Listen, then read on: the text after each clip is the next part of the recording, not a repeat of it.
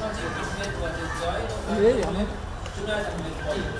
সজীব আহমেদ ওয়াজেদ জয় জুলাই গণঅভ্যুত্থান চলাকালীন প্রধানমন্ত্রীর আইসিটি উপদেষ্টা ছিলেন এবং জুনায়েদ আহমেদ পল আইসিটি।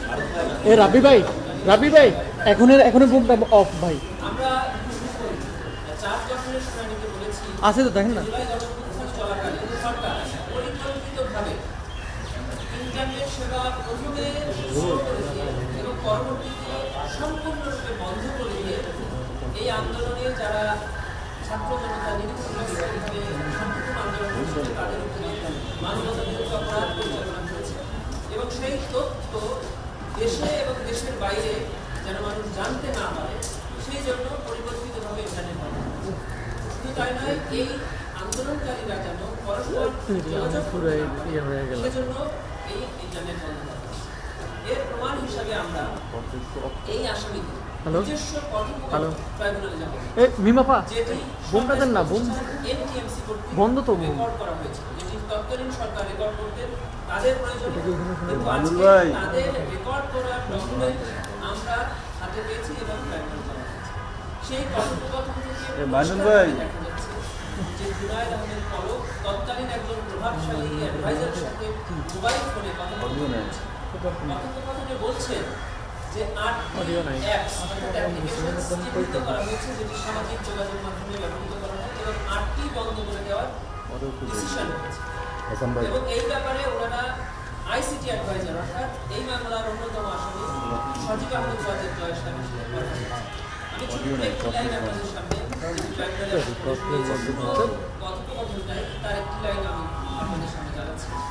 এখানে অ্যাডভাইজারের জয় জনাব সজীব আহমেদ ওয়াজেদ জয়ের উল্লেখ করে জয় সাহেব বলেছেন, এখন উনি বলেছেন তুমি রেডি থাকো তোমার পসিবল সবকিছু সক্ষমতা নিয়ে, যখন মা বলেন সিগন্যাল ইয়েস তখন ওপেন, যখন বলবেন নো তখন ব্লক। এই বন্ধ এরকম অসংখ্য কথোপকথন থেকে দেখা যায় যে তৎকালীন সরকারের এই দুজন দায়িত্বশীল ব্যক্তি যারা এই মামলার আসামি তারা পরিকল্পিতভাবে এই গণঅভ্যুত্থানে নিরীহ নিরস্ত্র ছাত্র জনতার উপরে নির্যাতন এবং নিপীড়ন চালানোর উদ্দেশ্যে ইন্টারনেট পরিষেবা বন্ধ করেছিলেন। শুধু তাই নয়, তারা তৎকালীন সরকারকে ক্ষমতায় টিকিয়ে রাখার জন্য শেষ পর্যন্ত 5ই আগস্ট পর্যন্ত এই ইন্টারনেট বন্ধ রেখেছিলেন।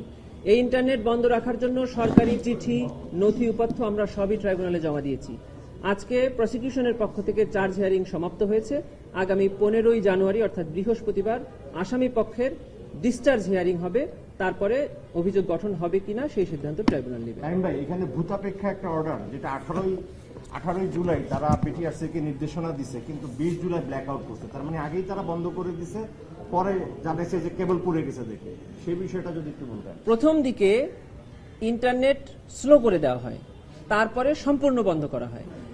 এরপরে আমরা এই মামলার আসামি জুনায়েদ আহমেদ পলক সাহেবকে দেখেছি, অসংখ্য তার স্টেটমেন্ট আমরা জমা দিয়েছি। উনি একবার বলেছেন ইন্টারনেট বন্ধ হয়নি, ইন্টারনেট বন্ধ হয়ে গেছে।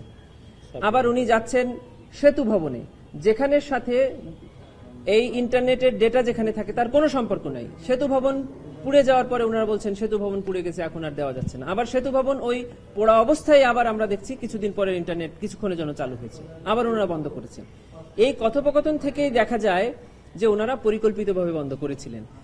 তারপরেও আমরা তদন্তকালে এমন কিছু সরকারি নথিপত্র পেয়েছি যাতে পরিষ্কারভাবে দেখা যাচ্ছে যে তারা সরকার এই সময় সিদ্ধান্ত নিয়ে বাছাই করে যে কোন কোন অ্যাপস বন্ধ করলে তাদের মধ্যে যোগাযোগ বন্ধ থাকবে, মানুষ এগুলো জানতে পারবে না, সেগুলো পরিকল্পিতভাবে 8টি অ্যাপস তারা বন্ধ করেছিল। অতএব আমরা ট্রাইব্যুনালে আশা করছি যে এটি ট্রাইব্যুনালকে আমরা বোঝাতে সক্ষম হয়েছি যে এই আসামিদের সম্পৃক্ততায়, ষড়যন্ত্রে এবং পরিকল্পনায় ইন্টারনেট বন্ধ হয়েছে।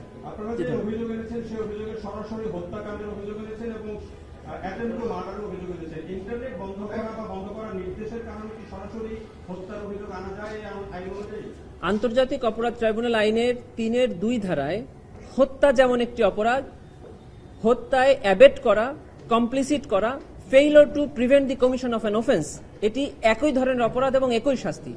আমরা অপরাধ এনেছি এটা যে হত্যা এবং হত্যার চেষ্টার, তারপরে আমরা লিখেছি যে অপরাধ সংগঠনে উস্কানি, সম্পৃক্ততা, সহায়তা এবং অপরাধ বন্ধে ব্যর্থতা এবং ব্যবস্থা না নেওয়া, এই প্রত্যেকটি অভিযোগই আমরা এনেছি। এখন ট্রাইব্যুনাল দেখবেন যে কোন কোন অভিযোগে আদৌ অভিযোগ গঠন করা হবে কিনা।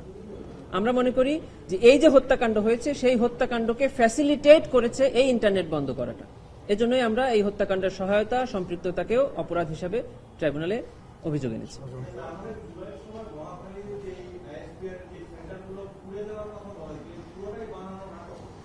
এটা তো সাবেক প্রধানমন্ত্রী শেখ হাসিনার সাথে তৎকালীন মেয়র তাপসের কথোপকথন থেকে পরিষ্কার হচ্ছে, শেখ হাসিনা বলছেন যে আমি পোড়াতে বলেছি কি, ওরা পুড়িয়ে দিয়েছে সেতু ভবন। তার মানে পুড়িয়ে দেওয়াটা টেনশন ছিল, কিন্তু পোড়ানোটা হয়তো একটা না হয়ে অন্যটা পুড়িয়েছে, কিন্তু পোড়ানোটা তাদের উদ্দেশ্য ছিল।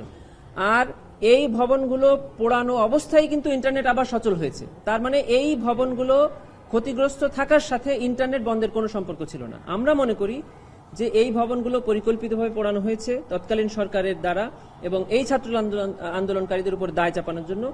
আর এই ভবনগুলো পোড়ানোর সাথে ইন্টারনেট বন্ধের কোনো সম্পর্ক ছিল না। আমরা তো দেখেছি টেলিভিশন টক শোতে এসে অনেক আন্দোলনকারী বলেছেন যে তারা কোথায় কোথায় আগুন দিয়ে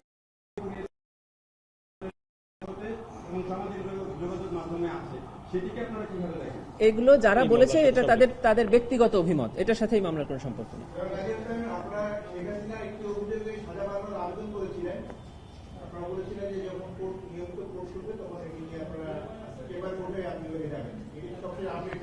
আমরা এ সপ্তাহেই ওই মামলার, অর্থাৎ সাবেক প্রধানমন্ত্রী শেখ হাসিনা সহ যে 3 জনের মামলা, ওই মামলার কনসাইজ স্টেটমেন্ট প্রস্তুত করেছি এবং আমরা এটাকে ফিক্স করার জন্য একটা অ্যাপ্লিকেশন দিব কাল অথবা পরশুদিনের মধ্যে, যেটা চেম্বার জজে আমরা যাব। চেম্বার জজে শুনানির পরে এটি চলে যাবে ফুল কোর্টে। ফুল কোর্টের মাননীয় প্রধান বিচারপতির সমন্বয়ে যে বেঞ্চ, ওনারা সিদ্ধান্ত নেবেন যে এটা কবে শুনানি করবেন। তবে এই মামলার এই আইনে পরিষ্কার করে বলে দেওয়া আছে যে আপিল দায়েরের 60 দিনের মধ্যে আপিল শুনানি নিষ্পত্তি করতে হবে। আমরা সেটির উপরে ওখানে এমফাসিস দেব। কনসাইজ স্টেটমেন্ট এবং ফিক্সিং এর অ্যাপ্লিকেশন আমরা তৈরি করে ফেলেছি, কাল বা পরশু দিনের মধ্যে আমরা ফাইল করে দেব।